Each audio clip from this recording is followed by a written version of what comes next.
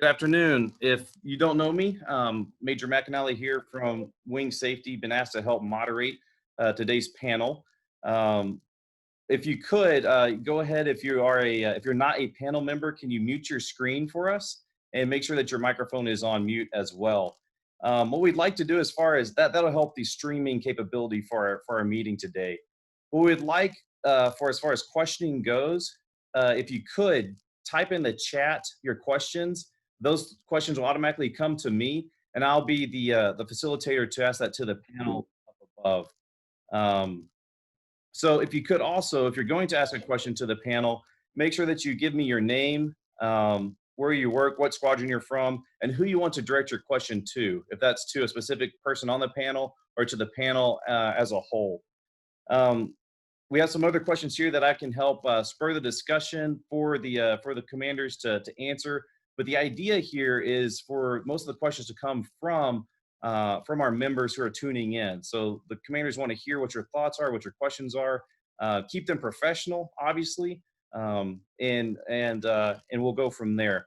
We're going to start off as well. I'm going to ask that each of the commanders do a brief introduction. I'm going to ask them to give me a little background, what their bio is, what got them to where they are now currently, and what they are doing currently as well on the military side. If they're an AGR, for example, or a TR, et cetera. So want to also mention one last thing, that Colonel McLean is not able to join us. He wanted to be here today.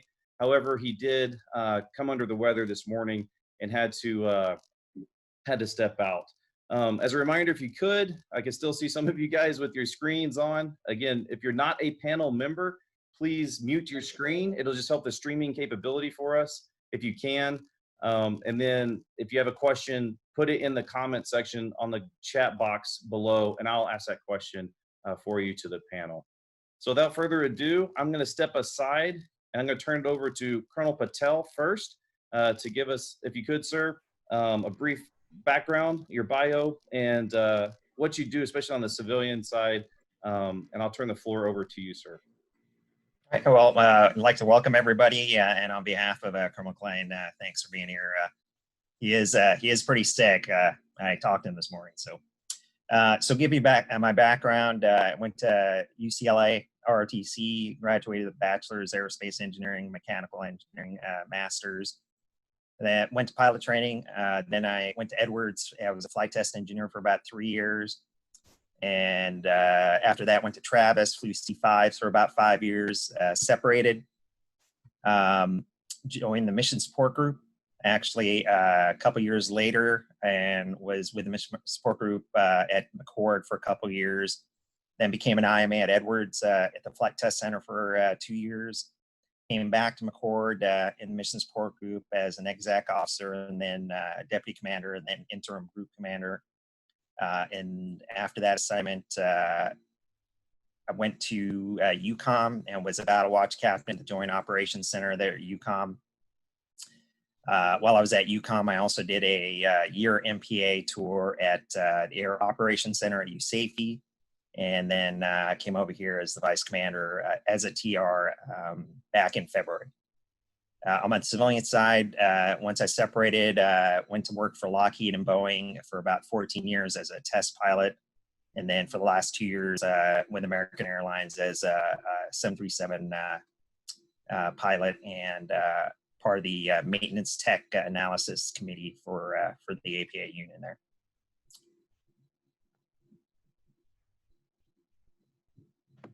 Good, thank you, sir. Want to give a huge shout out to Colonel Lori Jones for joining us as well from the 960th.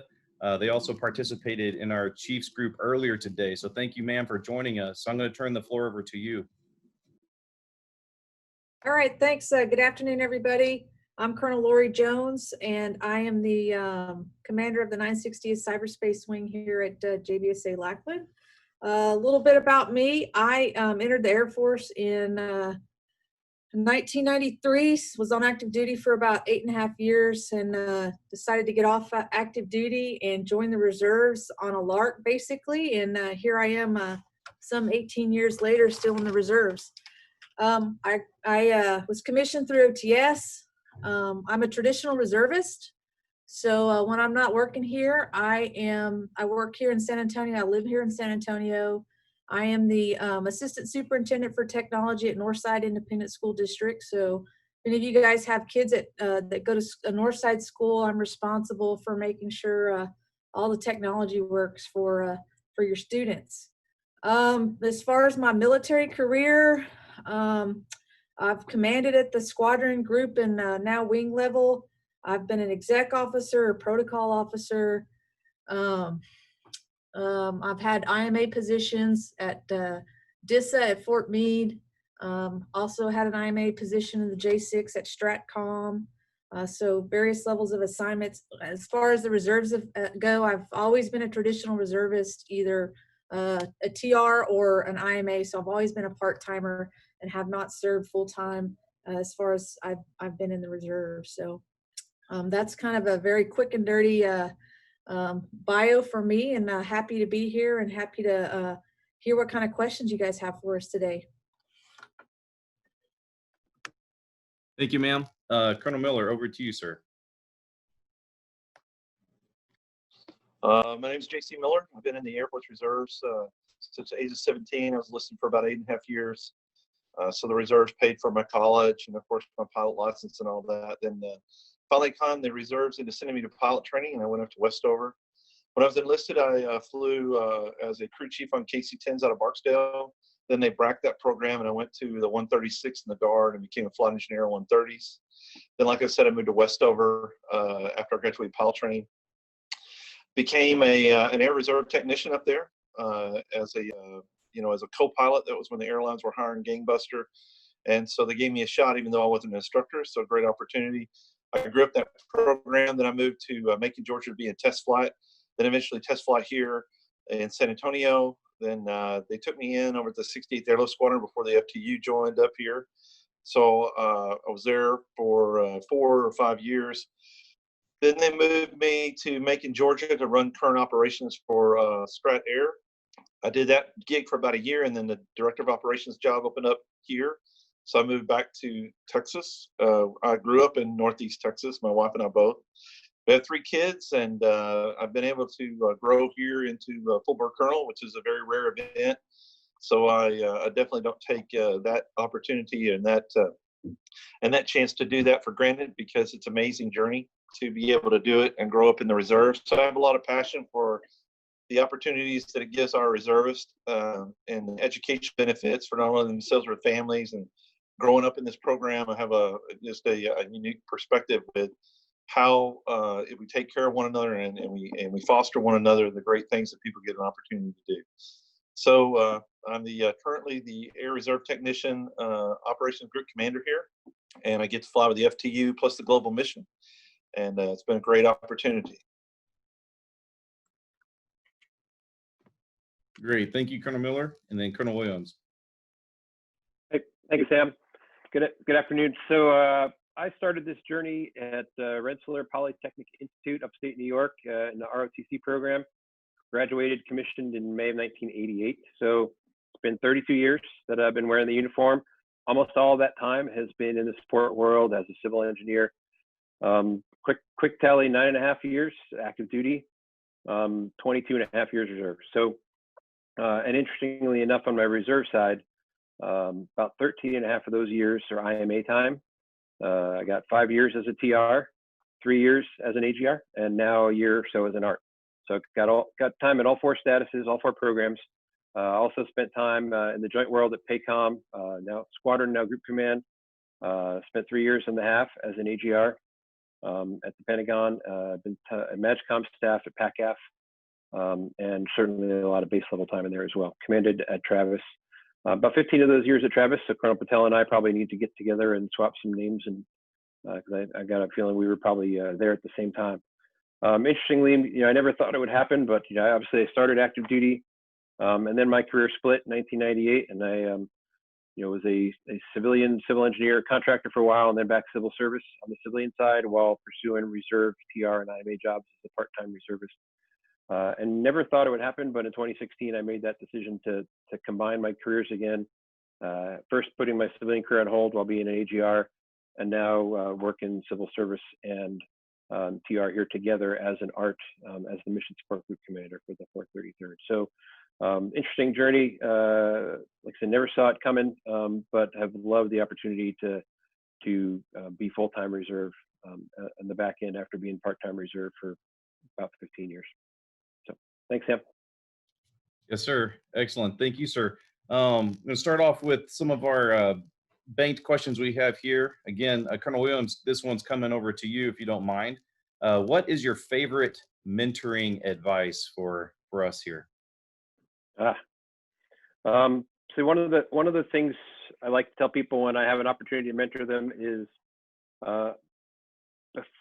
before I can, well, you need to tell me where you want to go if you want me to help you get there. And what I mean when I say that is it's important for folks to have a goal. It's really frustrating and difficult sometimes to mentor people that don't really know what they want to do, or say, I just want to stick around as long as I'm having fun, or if they know what they want to do and they say, hey, I'd like to be a colonel, I'd like to be chief, I'd like to get to this location, I'd like to do this job, I'd like to be a commander someday, I'd like to do that. If you've got some specific ideas of what you want to do, it's a lot easier for us to help figure out how to get there. And I can usually help people find a path and give them some ideas as long as they know where they want to go. But surprisingly, a lot of times when I start a mentoring conversation with that comment, I get a lot of people that look at me and go, yeah, that's a really good question. I need to think about that.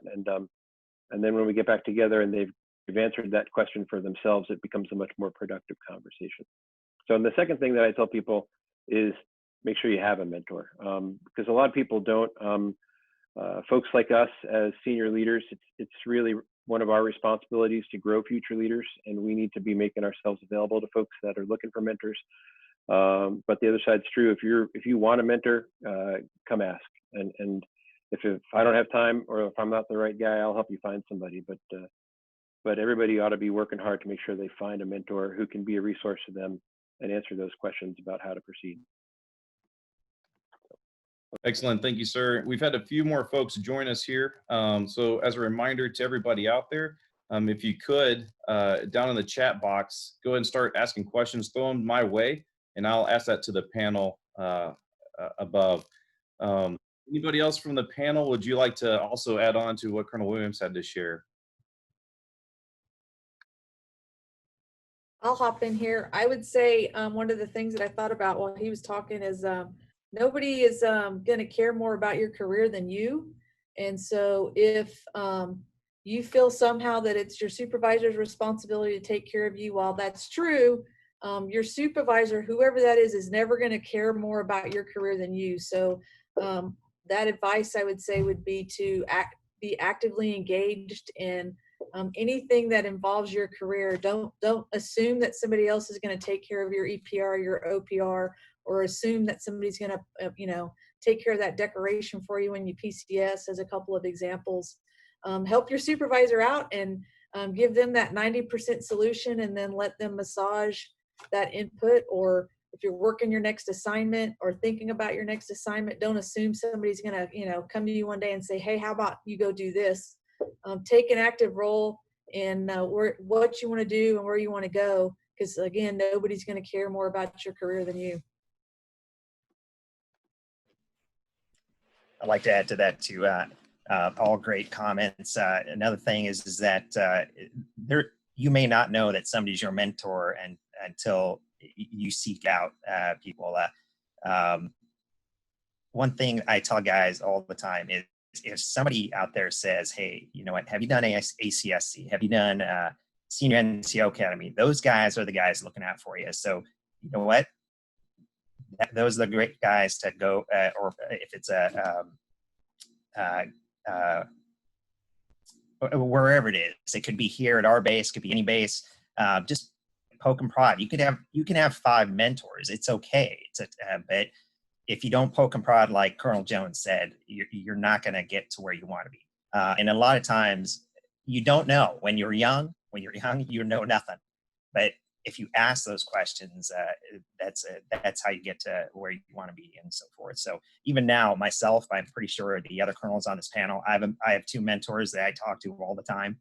And I'm pretty sure they have mentors they talk to all the time. It's an ongoing process, and just like Colonel Joe said, you got to reach out. Excellent. All right, nothing else heard. We do have a couple questions coming in, and I think this is a great one for Colonel Jones as well to address. How do you become a general officer in the reserve? Well, I'm not a general officer, so I can't speak from past tense. I think one of the most important things, and this is going to sound pretty cliche, but you know, you need to do the best job that you can in the job that you have now. And so I would say worry less about what's going to happen for your next job and what's going to happen down the road. If you do an outstanding job in whatever the job is you have now, I think that is going to position you for your next job. And then you go into that next job and you do an outstanding job in that. And so over time you build kind of a cadre of evidence about who you are as an officer and or an enlisted leader, and what your capabilities are, and you know what your potential is. And so I think honestly, a lot of it is also luck and timing. As much as you want to say you hold all the cards and it's 100% in your control, that's not true. So, you know, I just had this conversation with some of my folks yesterday, and it's, you know, you set goals for yourself in your career. And if your goal is to make, you know, lieutenant colonel, or your goal is to make colonel, and you only make lieutenant colonel, you need to be proud and feel good about what it is you accomplished, and not necessarily the rank that you achieve, because a lot of it is out of your control. And so as you go through your career, I think the most important thing that you walk away with is what value did you contribute, and how did you make the organization you were a part of better, and try to separate the rank and all that from that stuff, because I think it's really important to feel good about what it is you've accomplished personally. And, you know, some of that other stuff will work itself out. Maybe it won't because of timing, but you really should feel good about what it is you accomplished as a person, and the value that you added to the organization. Excellent. Thank you, ma'am. Got another question in the chat box for us. Are we holding a deserving airman commissioning board this year? Can anybody talk to that?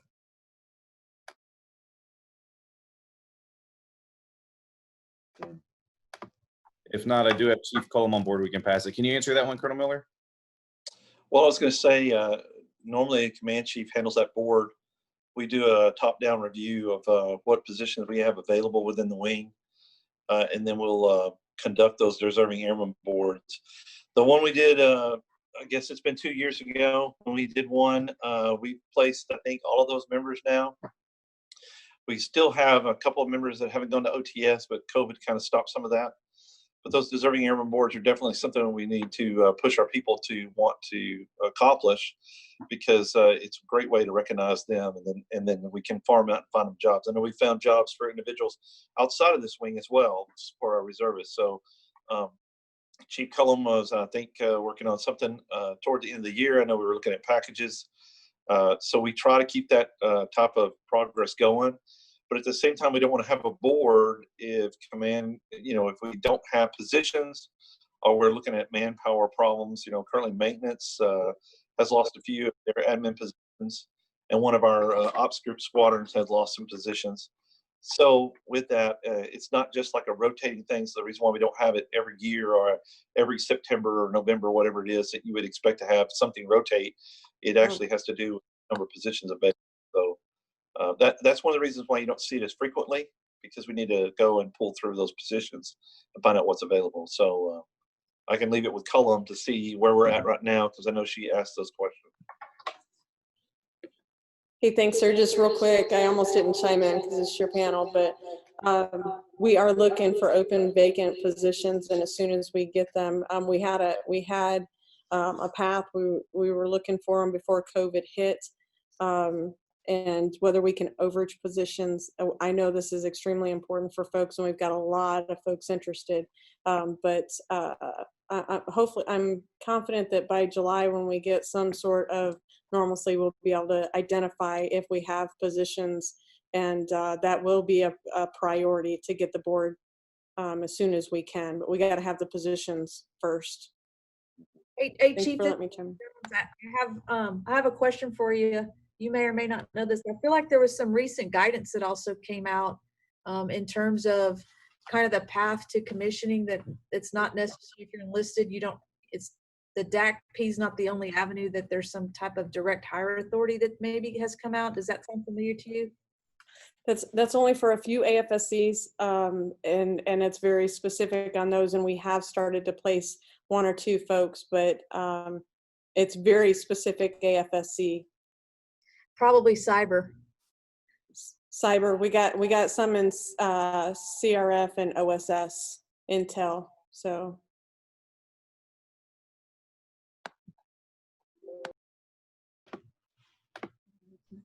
Okay, great. Thank you. Again, a reminder to folks, if you could, we have a few that are joining us still.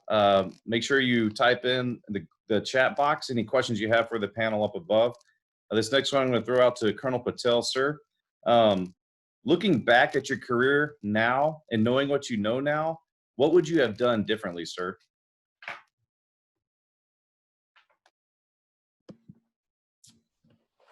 We kind of touched on that a little bit, finding those mentors. So when I joined the Air Force, had a great position at the Flight Test Center, but I was the only lieutenant there. So, and 3 FGOs mentoring me. So I really didn't understand the concept back then, because I was getting it from all directions. But when went to C5 unit, there's only 2 lieutenant colonels and there's about 80 other officers. So it's a lot to manage for those senior officers when you're in a big squadron like that. So I didn't understand the concept, and I think that probably prevented me from understanding what I could do in the Air Force.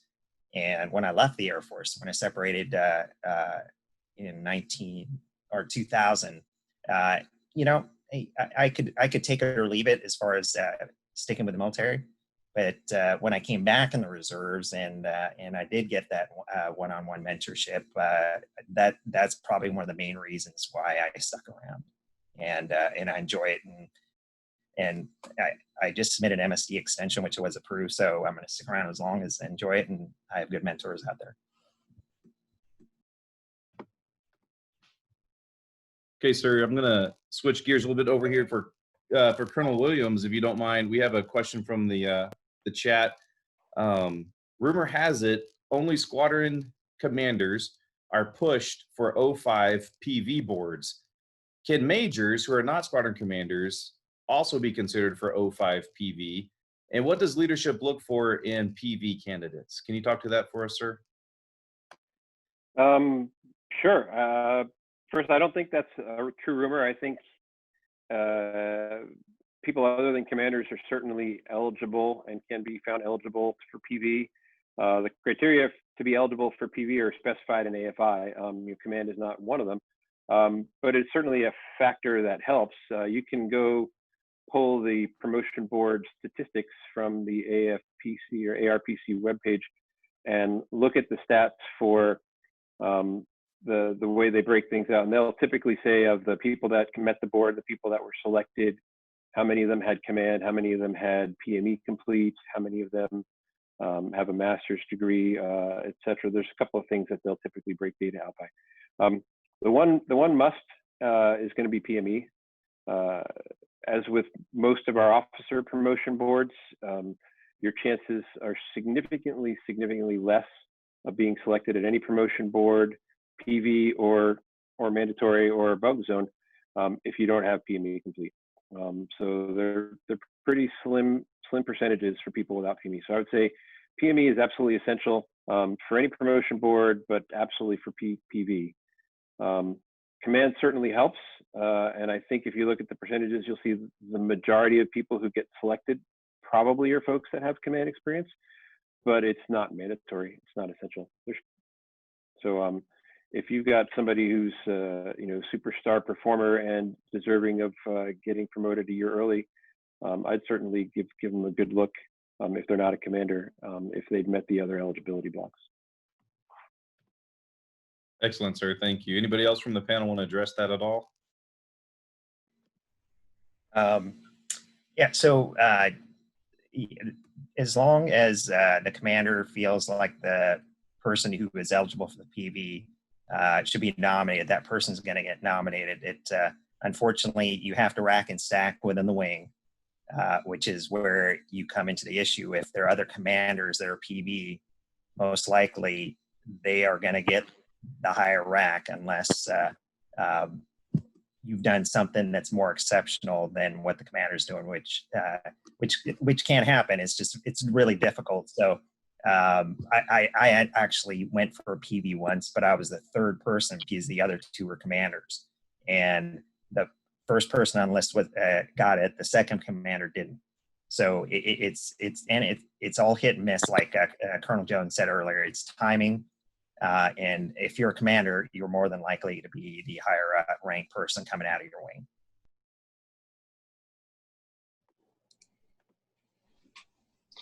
Looking at the current PV list that went forward for major to lieutenant colonel from last year, out of the top 10%, there were only 4 out of those. There were only 4 out of the 12 people that went forward for PV that were commanders or had command experience. So the rumor didn't really hold true, but all 12 of them had their PME done. It's hard to say, hey, I want someone to be position vacancy in a position that is vacant because they're doing that job if they haven't met all the requirements to hold that rank. And so the command looks at PME being one of those requirements to hold that rank. So that makes it very difficult for us to argue that point. So PME is definitely the number one item, I would say, that you need to focus on and get completed, other than, of course, doing your job. But the command, if they're available, because after all, there's not that many command positions. And the ops group, I think, probably has most of the officer positions. I have 32 majors and I think like 19 lieutenant colonels. There's not that many command positions. So when we look at those type of things, we look at who's performing their duties the best, who has crew quals. If they're not an aircrew member, how are they handling self-starting programs or initiatives? Are they making, higher than group level impact? So that's really what drives the opinionation of position vacancy when someone has met that PME goal, sits in that open position, and is actually driving the train down the right track for what the command is looking for.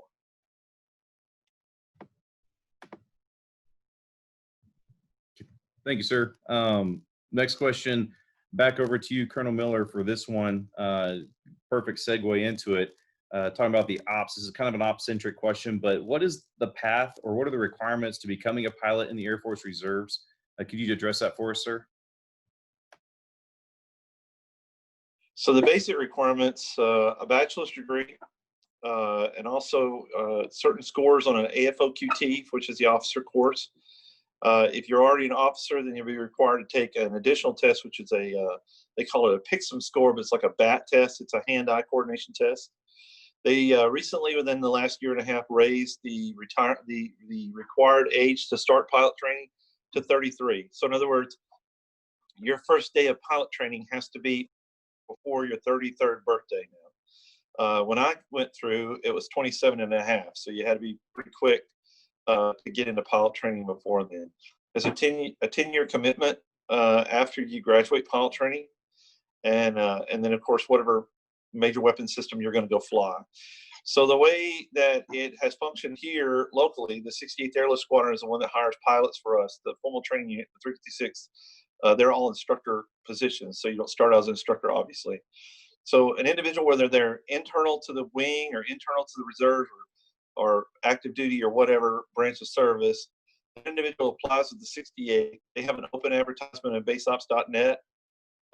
They'll have requirements. They want recommendation letters from your employers. They want your degree, the paperwork from your degree to certify it's accredited. If you have a private pilot's license or greater, they'd like to see that. And that private pilot's license and those flight hours count into your PICSM score. So it adds to the fact that you have shown the propensity, much like PME, to do that job. So it's very competitive. And so I don't know of any candidate I've seen in the last 10 years that didn't have a private pilot's license. That is quite an expense, but it's one of those things that so many people that are going for those positions have them. So you're competing against that. The FOQT scores, they have a minimum that they put out for the ones that they select at the AFRIC board. So the squadrons abide by that. So the squadron will hold an interview board, say like in June. They'll select 1, 2, 3 people to go to pilot training. They'll send them to the AFRIC board where they'll be reviewed to make sure they meet those requirements. Also, they'll get them a medical physical at the time with a Class 1 medical, which is quite a bit greater than just entering the military. They do like an eye scan, and they do cardiovascular work and things like that. Once you're certified through that, then they'll find you an OTS slot unless you're already commissioned. Once you start your OTS slot, when you graduate, there'll be a break probably where you go to SEER training, which is survival school, water survival, and then they'll send you to pilot training. And pilot training is currently at Columbus, Mississippi, in Del Rio, Texas, and Oklahoma. And they're supposed to start up sometime in October at Randolph to teach pilots. So it's a great time to do it, even though the airlines aren't hiring. It's a great time to do it because by the time you get the flight hours in the military to go on the outside and start that career somewhere, we should be back in another swing of the economy and everything being better. The military is desperate for pilots. So just like when they were desperate for me, they could be desperate for you. And they're desperate to get the seats filled with qualified individuals because they still have to pull, rated officers out of the cockpit and put them out into the field, whether it's running, tanker airlift control center or something like that. So there's a constant roll and a constant flow. So here in the reserves, we try to hire about 2 a year. And so we'll get a pilot about every 8 months out of pilot training that we put into the pipeline here. So those are the basic requirements and what you would expect. So from the time that you apply to the time that you get to pilot training will probably be about a year to year and a half. So you got to add that into your age timeline as you process it. Oh, and one other thing, if you're a member of the 433rd, you're automatically granted an interview. So whether your package is not as competitive as someone on the outside or another unit, you're automatically granted an interview. And that's part of our mentorship to assist our current members and get an opportunity to fill the cockpit. Can I ask a follow-up question to that, JC? If you can't get a slot at here at the 33rd, what are my other options, or what are the folks' other options? So what we've done in the past, there's 2 other ways. You can apply at large to AFRIC. There is a recruiter at AFRIC that will take an at-large package. What that at-large means is that, hey, I want to go to pilot training, and I'll go anywhere. And so what they'll look at is like hard to fill units, like the C-17 unit in Alaska. It's hard to fill. It's expensive to live there, especially for a reservist that's not going to be full-time. And so those positions are harder to fill. So AFRIC will hire those positions and then offer them up to those units. I think the Grissom unit is one of them. A lot of C-130 units, Moffett Airfield. So they do it at large. The other thing that happens is many times in the 68s when they interview folks, they'll say, hey, I only have 2 slots, but I got these 4 wonderful people. And so there was a lady that interviewed here. It's an external candidate, wonderful person. We only had 2 slots. They called up AFRIC and they recommended her to go to at-large. They took her as an at-large candidate based on our recommendations. And then she wound up going to Anchorage, Alaska to fly. And so that's another avenue that I've seen happen as well. Great, thank you, sir. Going to go a little bit heavier on the questions here for Colonel Jones. We can come back to also career advice, more of a leadership question for you, ma'am. In light of current events and highlighting the need for discussion on diversity, what do you think you can do as an Air Force leader to actively participate and lead change in this area? I think first and foremost, the number one thing I can do is listen. I taped a commander's call a couple days ago, and that was kind of the essence of a lot of my comments. Is I feel like, in my opinion, demonstrations are occurring right now because people don't feel heard. And so if we would all commit to being active listeners and trying to understand someone else's point of view, I think that would go a long ways towards positive change. From my seat, one of the things that I think about as a wing commander is making sure, you know, when we hire folks into the wing, that we're trying to hire not folks that necessarily look like me or have the same background as me. I think we're better as an organization and have that potential to be the best we can be when we bring together people of different backgrounds, different race, different ethnicity, different gender. That diversity of thought really makes us better. And so I really try to encourage that and try to exemplify that as we go and try to hire folks for various positions throughout our organization, that we're only going to be better and we're only going to drive institutional change over time if we try to bring some diversity in. You know, I go to a lot of meetings as a senior leader and I look around the room and sometimes I'm probably the only female in that room. Sometimes there's not really a lot of people of color. It's a little exercise that I actually do every time I go to like a wing commanders conference or some kind of commander or something or other. It's very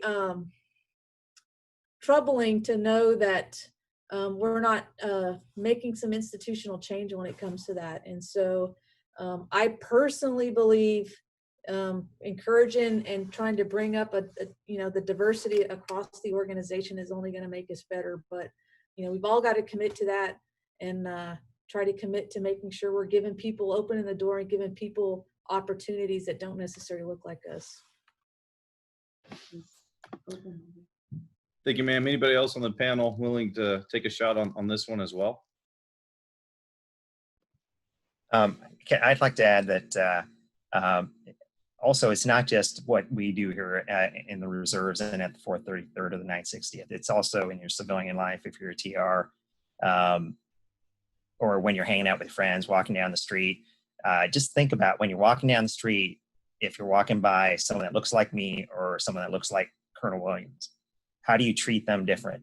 When people think of it that way, then you can kind of realize, hey, I need to understand, hey, they have different backgrounds, but I don't know this person. I got to treat them the same until I know them. Even then, you should still be training the same. So it just not on the military side. Remember, on your civilian side, think of it the same way. And I would just, I absolutely agree with everything Colonel Jones said, but would add on, in addition to listening, sometimes we also need to reach out and try and help people engage that may not be as prone to wanting to share. We've talked about it with the idea about having and being good wingmen over the past couple of years and resilience. And we need to bring this conversation to that same mindset of sometimes you need to go find the people who are less willing to talk and find a way to engage with them and draw them out. And get them to share their story with you. If they have a story to tell, they just haven't been as forthcoming, and maybe they're not the ones that are out there protesting, or they're not the ones that are sharing their story a lot, but they've got a story to tell too, and we've got to figure out how to listen to them and get them to share with us as well.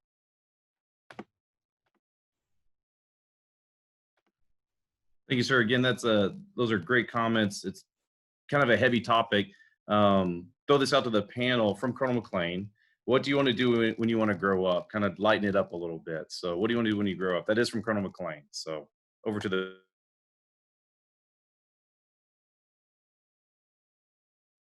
I think JC should go first. I agree, JC. I grew up a couple of years ago and I didn't like it. So that's a good question. I don't know. I will say that throughout my career of doing this job, it has been like being a kid in a candy store, getting to work with folks like yourselves, and then getting to fulfill a dream of flying. I've been places I didn't want to go, and I've been places I've always dreamed of going.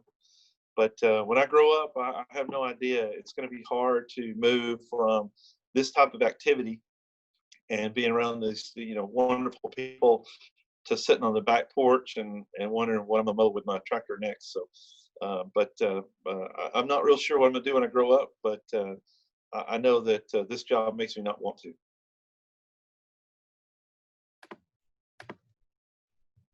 Excellent. Thank you, sir. So here's a question from the chat. And as a reminder for folks, we've had a few come in here late to the show. That's fine. If you have any questions for the panel, again, please put them in the chat for us. So for the panel, I'm going to start with to Colonel Patel for this one, and then we'll open it up to everybody. But the enlisted have been doing a lot of professional development. Do you see the officers going down that same path? Yes or no? And if so, how? I remember that being one of my questions, but yes. So Chief's done a great job of and with her senior leaders to start these PDC classes. I've heard they've been very constructive. We're hoping to start that with the officers. Part of it will also be we're going to try and do some type of officers call at least quarterly to try and at least mentor the junior officers, junior FGOs, and the CGOs. As far as what type of things, we haven't gotten that far, but we are looking into it. Like I said, Chief and her group are looking into that. Now, Chief, you have anything to add to that as far as what we've done so far? Honestly, sir, I would really appreciate comments in the chat box of where the officers, where they would like for us to focus, and to build we can help build the curriculum for sure. But it's a great question. What direction do you want to go for our CGOs, FGOs out there? Feedback is very much asked for. And I would just suggest too, though, that for some of the potential topics like assignments and force development, it could be a very different conversation for different subsets of our officer corps. You know, how I talk to the mission support group officers about force development is going to be very different than how Colonel Miller talks to the rated officer community. So depending on the topic, it might be smaller groups and more focused subsets. But then there's different things like the new PRFs and how the new categories, the functional categories that we're going to be evaluated on promotion boards in the future might be good overarching topics that are applicable across the entire officer corps. So I just toss that out, that as we look at potential topics, we might need to think about how we aim it at certain audiences. I would also add for everybody on this call, not just officers, regardless of what your organization plans for you as far as professional development goes, every single one of us on this call should be doing something for our own selves to professionally develop our own selves, whether it's reading determining there's a book, Maxwell Minute, something, participate on a blog, follow a blog that talks about leadership or your tradecraft. For us, if you're, a cyber person and you need to hone your technical skills, or it's something about leadership or profession of arms, anything like that. You all, myself included, we should all be doing something to better ourselves professionally, whether your organization is coordinating something for you or not.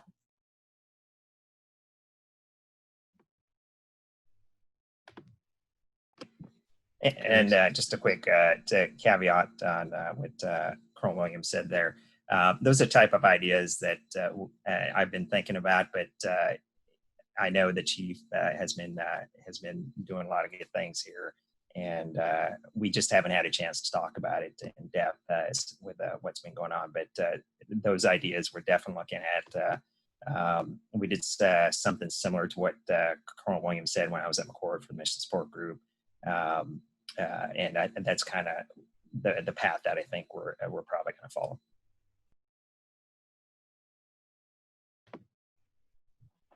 Thank you for sharing, sir. And this is the forum of the future in many ways. What we're doing right now through Zoom, who knows what other capabilities we have in the future. So this question is in line with that as we look at possible doing professional development more so online. For you, Colonel Jones, specifically, can you tell us where you see the cyber mission going, especially with respect to the Africa contribution in the next 5 to 10 years? Yeah, that's a good one. So I think that we're going to see, as we've seen in the last few years, you know, the 24th Air Force and 25th Air Force merged on the active duty side to become 16th Air Force and an information warfare NAF with, I think, about 40,000 airmen. I think it's the largest NAF now. And so at least in the near term, probably the next 2 to 5 years, I would anticipate us on the reserve side looking at what that looks like for us in terms of mirroring that direction in terms of information warfare, merging some of that cyber and intel capabilities and effects. And so I would anticipate seeing some organizational change within the reserves to fall more closely in line with what's going on within 16th Air Force and some of those cyber and ISRW wings and the cyber mission forces alignment within that as well. I think in this particular area, information warfare in general, it's one of those things where the needs, there's a whole bunch of priorities and not enough resources to get at all of the priorities. So I think from Cybercom on down, there's going to be a constant need to look at what the highest priorities are, and organizationally and mission-wise, where do we need to pivot and change to get at those highest priority needs. And so I think given the budget constraints that we're going to have over the next probably 5 to 10 years, we're going to need to look at some, you know, zero bottom line changes and how we can restructure and perhaps pivot and remission to get at the highest priority needs from a mission perspective. So I think all that to say, a lot of that's going to look like continuing to see the only constant is change. And I think in this mission area, we're going to continue to see a lot of churn and a lot of change, trying to get after what the highest priority needs are and how we can do that the most effective and efficient way.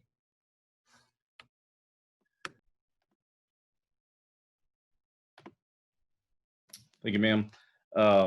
Couple of questions are basically the same question I've got going on here, but I'm going to ask this one to Colonel Williams first about the balance between career and family. How do you do that? How do you do your job? How do you achieve a work-life balance?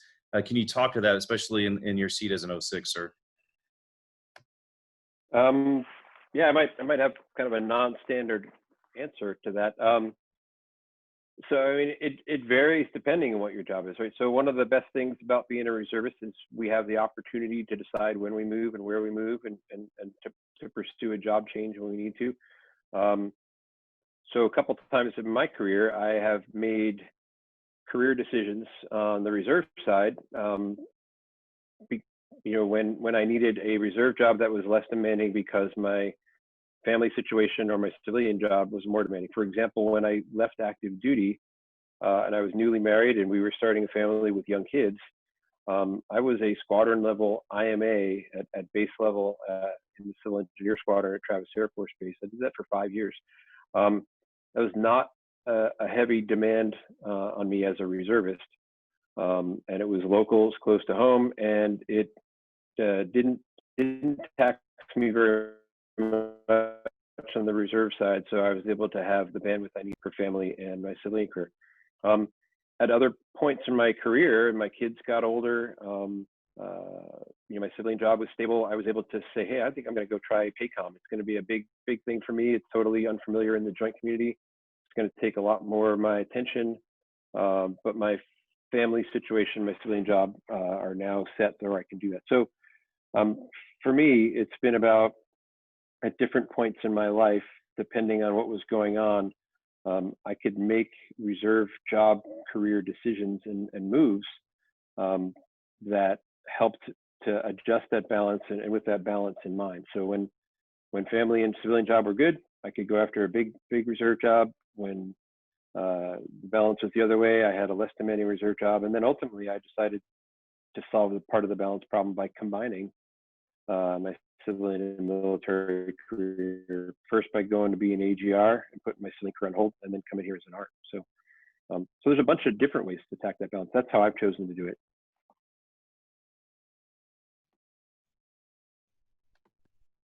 Okay, we've got another one from the chat box here for, I'm going to throw it to Colonel Miller, sir. What do you believe is the largest shortfall we've faced as a force due to COVID-19, which we need to improve on? Well, I think we've done a great job improving on allowing people to participate with telework and coming up with different technology to technological advances on how we can get training done and things like that. Probably the thing we need to work on the most in the future is how we're going to get more secure training done and keep us combat ready in that. Also, how can we do medical a little better on a telecommute type thing? I think much like when we have major operations within the world, we waive a lot of things. And sometimes waiving those type of requirements is actually a detriment to our forces being ready. And I know that we always say we go to war with what we have, not what we want. But what we want is the best for our people. And so there are some things that we are going to have to look at on how we can do these type of deployments and stay mission ready. Being a reservist, as an example, how do we better fund that program if they have to have an ROM? Can we bring them in and have them sit here for 14 days and then do duty afterwards, and we'd be budgeted for that type of opportunity versus just, hey, stay away and do your telecommute. I know that Colonel Patel has not been allowed to come down as well, and so that's really hindered us in tapping into him as a resource, and also tapped into the fact that he's still not full up with some of his mission ready stuff because it's on hold. And so we got to do a better job of figuring out how we're going to be prepared for that in the future. I know a lot of it was stay healthy, and if the nation needs you, we'll call you up.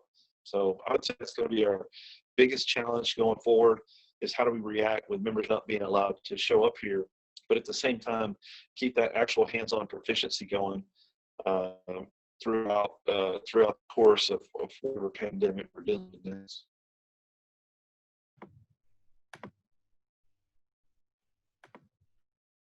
Copy that, sir.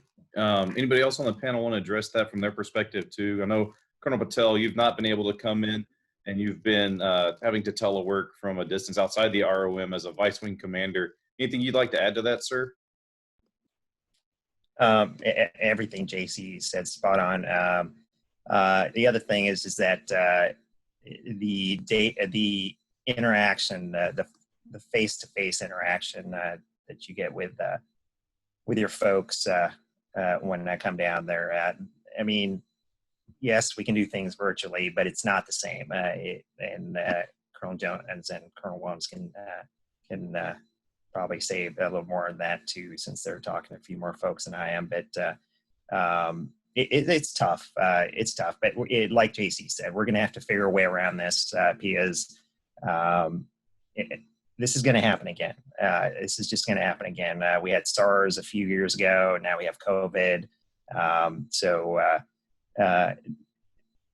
Unfortunately, we had a lot of people have died from this, but we're going to learn a lot from it, and hopefully we can come up with some innovative stuff that will help us get through this if it happens again.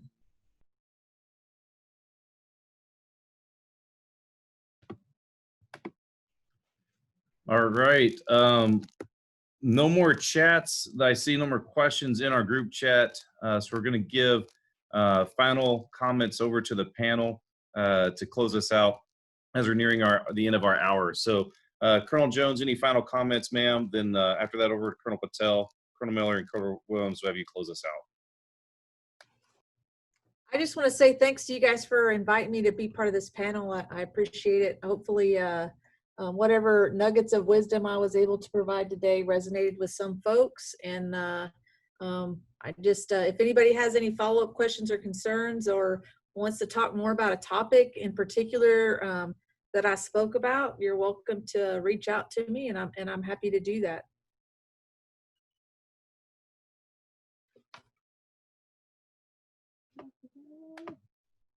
Thank you, ma'am. Colonel Patel, over to you, sir. Yeah, appreciate all of you being on the panel. I know it's you guys have a lot of things to do this weekend, and I'm pretty sure Colonel McLean would say the same thing to everybody else. Thanks for joining us today. This has been great. Definitely, just like Colonel Joe said, if you have any, same for me. If you ever want to talk, I always have my cell phone available when I'm down there. My door is always open. Of course, schedule an appointment, please. But the one thing I did want to talk about that we didn't really get to is how come I've stayed in the Air Force so long. It's because meeting people like the people you see here and meeting folks like you in the wing. It's seeing you guys and these guys every day that are easy to work with. Don't agree with me all the time, but agree with me some of the time to get the job done. And that's why I stick around. I've been in the Air Force for 30 years.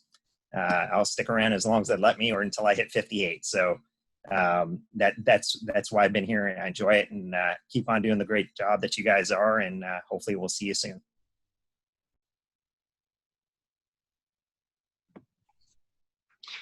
Well, I do want to reiterate, I know we're in the military, we have rank structure, we have, chain of commands, but there's no greater pleasure than being able to help you achieve what you want to achieve or overcome whatever obstacle you're overcoming.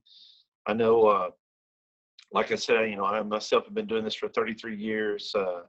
Like I said, I don't know anything different. Started at 7, surrounded by a lot of great folks that have given me opportunities. I don't know who the idiots were that allowed me to fly airplanes, but I appreciate them letting me do it.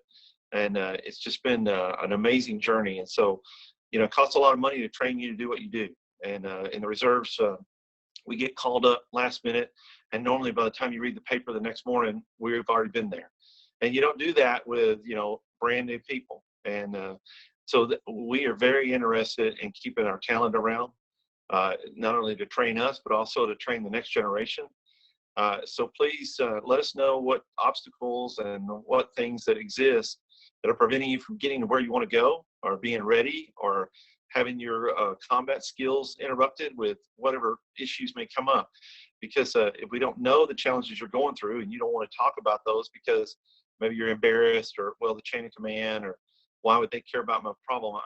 We definitely do care about all the problems. I'd like for you to care about my problems, but I want you to know we're here for you, and we really want to help you solve those. And it's just it's an honor to be able to talk to you today, and hopefully you see this type of avenue as a way to help you navigate through the muddy waters of your career and your participation, and this COVID, and your readiness, and how to interact with one another and treat one another with dignity and respect, and resiliency. So what I'll say is that this is a unique experiment, the United States of America, and you can't just stop and say, well, we've done enough. We got to keep going forward and make it better every day, and you're part of that. And so by you doing the job that you do and serving this great nation, I don't worry about the future of it. And so I appreciate that. And again, if I can help you in any way, please let me know. And if I can't answer it, I'll find an answer for you. All right. Thanks. I just want to say thanks for the opportunity to be a part of this today, and for setting this up. I think this is great. Like I said earlier, senior officers like us, we have a responsibility to grow future leaders for Air Force Reserve Command and the Air Force. And so this is part of that. So I hope this is just the start of a conversation. I hope we can do this sort of thing again. If you're out there and you've got questions that didn't get answered today, or you didn't ask today, don't be shy. Get those on their way up to us, through your commanders, through your mentors, through those others, and let us know what you want to know, so that we can share the experience we have with you, maybe help you avoid making some of the mistakes that we made on the way, and through all that, help make y'all better leaders, and help our Reserve Command and Air Force going forward. So thanks. Thank you, sir. Thank you to our panel again for your time, and to the members who participated. This concludes our 06 panel. Hopefully we'll see this in the future. So everybody have a great rest of your UTA, and stay safe out here.